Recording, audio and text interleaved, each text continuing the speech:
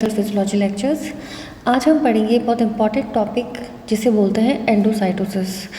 Endo मतलब अंदर जाना और साइटोसिस मतलब सेल के, और इसका जो प्रॉपर मीनिंग होता है इसे बोलते हैं इंजेक्शन बाय द सेल, यानी सेल के थ्रू जो है किसी भी चीज़ का अंदर की तरफ ग्रहण कर लेना।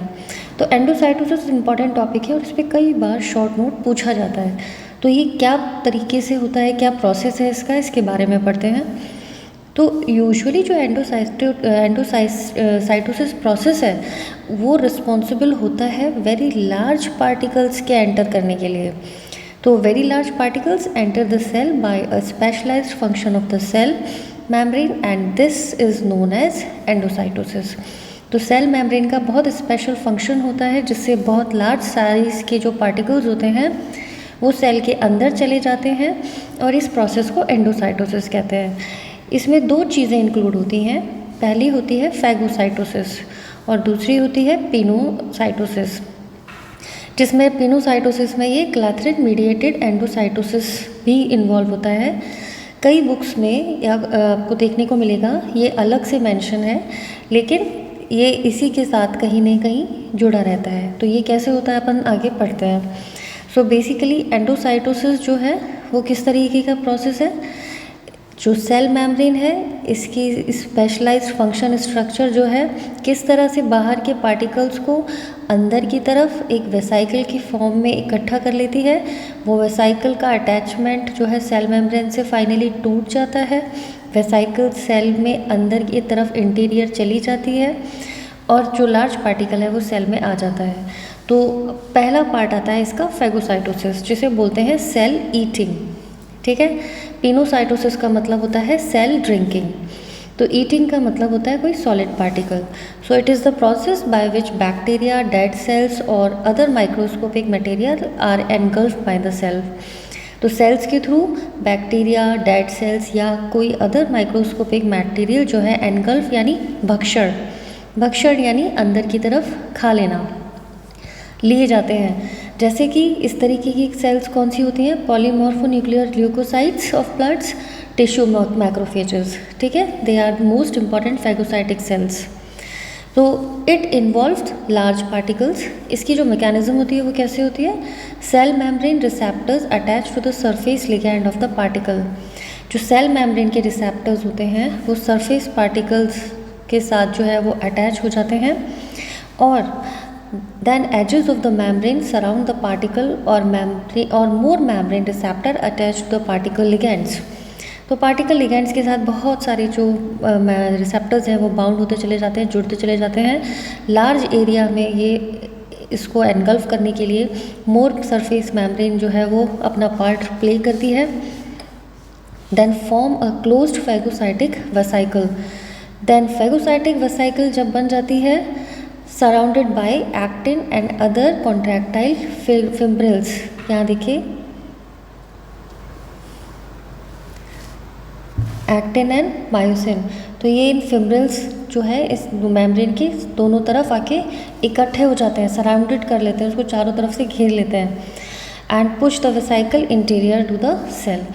तो इम्पॉर्टेंट चीज़ ये है कि फैगोसाइटोसिस और पिनोसाइटोसिस दोनों में सेम चीज़ें होती हैं, मैकेनिज्म सेम होता है, बस इसमें कोई सॉलिड पार्टिकल होता है और इसमें कोई सॉल्यूशन होता है। ठीक है।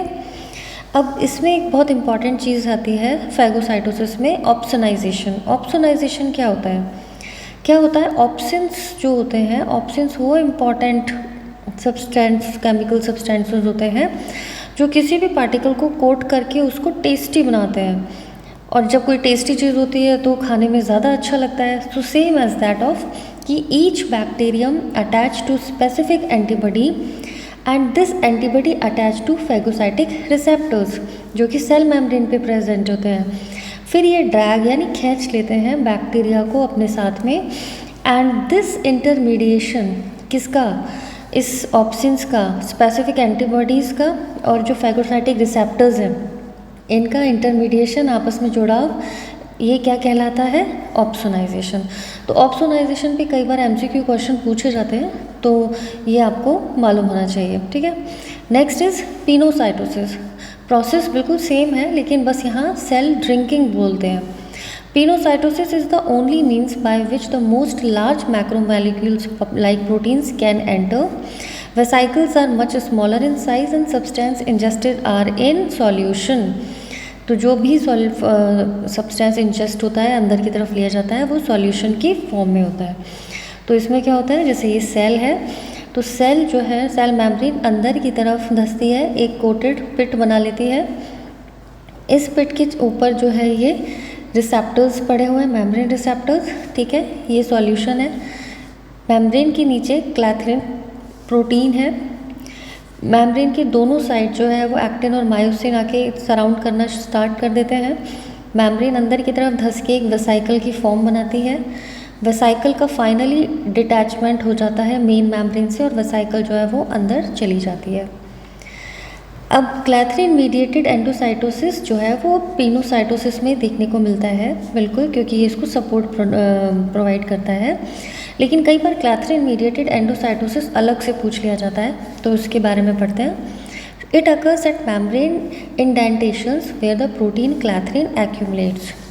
तो जहाँ मेम्ब्रेन का इंडेंटेशन हुआ, धंसना शुरू हुआ, वहाँ पे ये क्लैथरिन इकट्ठा होना शुरू हो जाता है और फिर वेसाइकल के चारों तरफ से उसको सराउंड चारों तरफ से घेर लेता है। Clathrin molecules have shape of triskelions with 3 legs radiating from a central hub. तो ये है क्लैथरिन मॉलिक्यूल की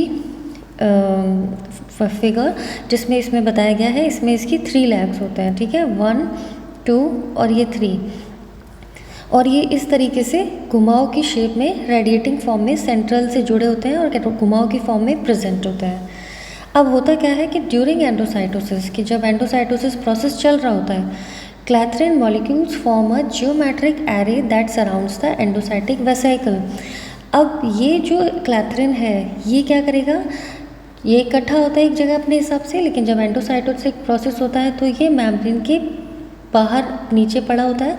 ये वेसाइकल बनते ही इसको चारों तरफ घेरना शुरू करता है, तो इसकी ज्योमेट्री में चेंज आता है। तो geometric array that surrounds the endocytic vesicle. So at the neck of the vesicle, जब वेसाइकल की नेक होती है, GTP binding protein dynamin directly और indirectly involve in pinching of the vesicle. अब जैसे ही वेसाइकल जो है मेम्ब्रेन से दूर होने की कोशिश कर रही होती है, क्योंकि यहाँ से इसका डिटैचमेंट होना फाइनली निश्चित है, तो उसके लिए जो मेम्ब्रेन प्रोटीन रिस्पॉन्सिबल होता है दैट इज डायनेमिन।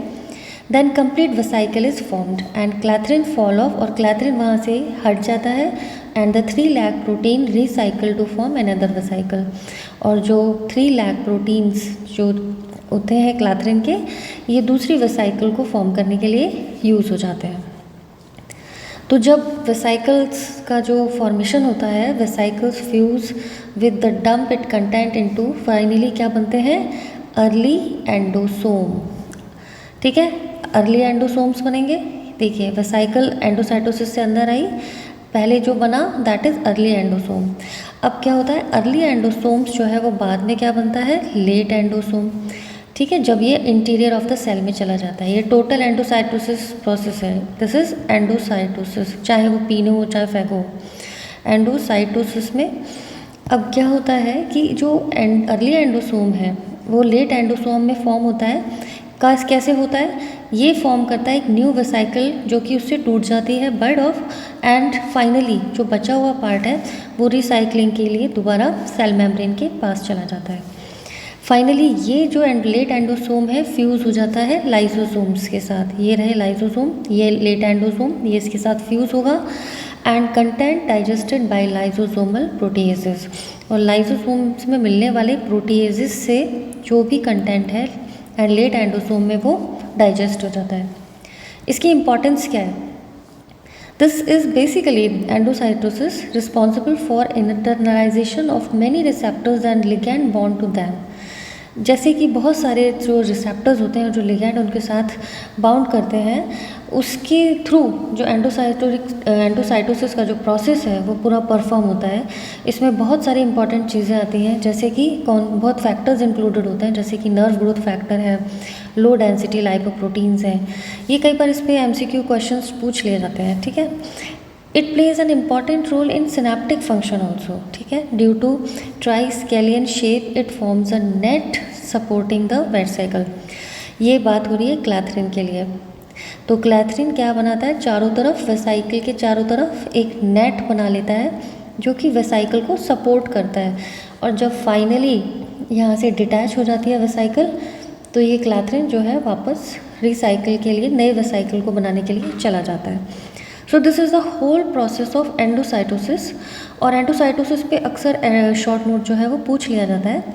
तो आई होप ये चैप्टर आपको अच्छे से समझ में आया होगा और आप इसे फैगोसाइटोसिस और पेनोसाइटोसिस की फॉर्म में एक्सप्लेन कर पाएंगे। So wish you all the best, good luck to you. इसी तरह के और मेडिकल फिजियोलॉजी के चैप्टर्स पढ़ने के लिए हमारे साथ जुड़े रहिए।